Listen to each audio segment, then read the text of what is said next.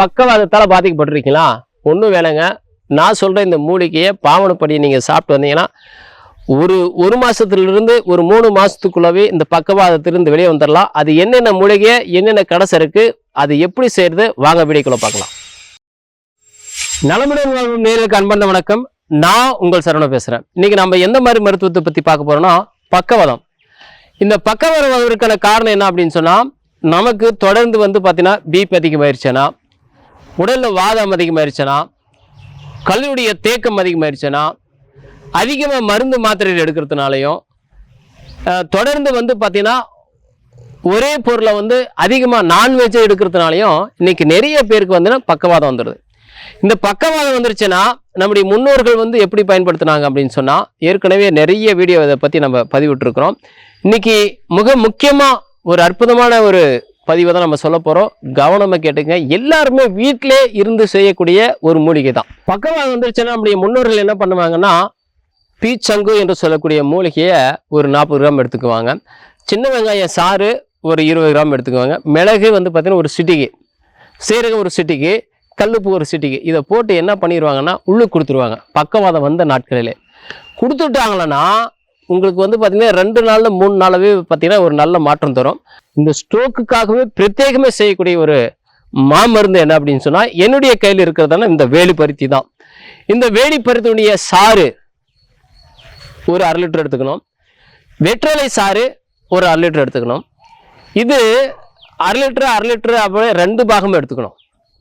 வேலிப்பருத்தி சாறு 1/2 லிட்டர் 2, வெற்றலை கருப்பு வெற்றலை சாறு 1/2 லிட்டர் 2.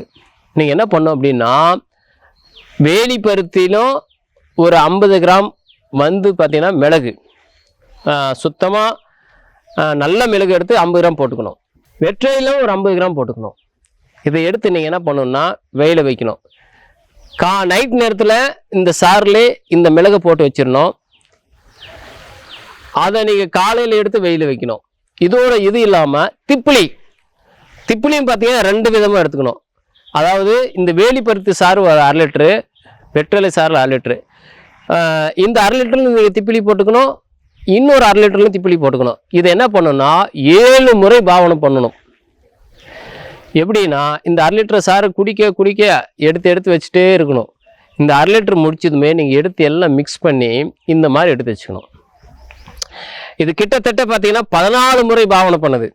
14 முறை நம்ம பாவனை பண்ணும்போது எவ்வளோ பாவனை பண்ணுறோமோ அவ்வளவும் பார்த்தீங்கன்னா தலையில் மூளையில் எங்கெங்கே கிளாட் இருக்கோ அடித்து தும்சம் கிளப்பக்கூடியதான் இந்த மூலிகை அப்படின்னு சொல்லலாம். இந்த மூலிகையை நம்ம எப்படி பயன்படுத்தணும் அப்படின்னு சொன்னால், சாறு, அதாவது நம்ம சாப்பாடு செய்கிறோம் இல்லையா, அந்த சாப்பாடு செய்யல கஞ்சி தண்ணி இல்லைன்னா பார்த்தீங்கன்னா இந்த கஞ்சி தண்ணி எடுத்து வச்சுக்கி 150 ml எடுத்து வச்சுக்கிங்க. ஒரு சிட்டிக்கு எடுத்து போட்டு, பக்கவாதம் 10 வருஷம் ஆயிடுச்சு, 5 வருஷம் ஆயிடுச்சு, எனக்கு 2 வருஷம் ஆயிடுச்சுனாலும் இதை ஒரு சிட்டிக்கு அளவு போட்டு 3 மணி நேரத்துக்கு ஒரு முறை, கம்பல்சரி 3 மணி நேரத்துக்கு ஒரு முறை ஒரு வாரம் குடிக்கணும். திருப்பும் 2 நாள் நீங்கள் லீவ் பண்ணணும், இல்லை 3 நாள் லீவ் பண்ணணும், திருப்பும் ஒரு வாரம் குடிக்கணும். இப்படி நீங்கள் தொடர்ந்து ஒரு சிட்டிக்கு போட்டு கஞ்சி தண்ணியில் நீங்கள் குடிச்சிட்டு வந்தீங்கன்னா படிப்படியாய் இரத்த நாளங்கள் அடைப்பில் இருந்து நீங்கள் வெளியே வரதை கண்கூட பார்க்கலாம்.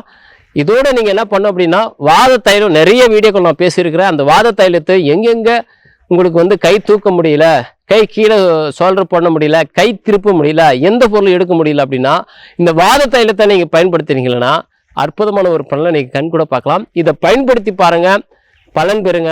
நன்றி, வணக்கம்.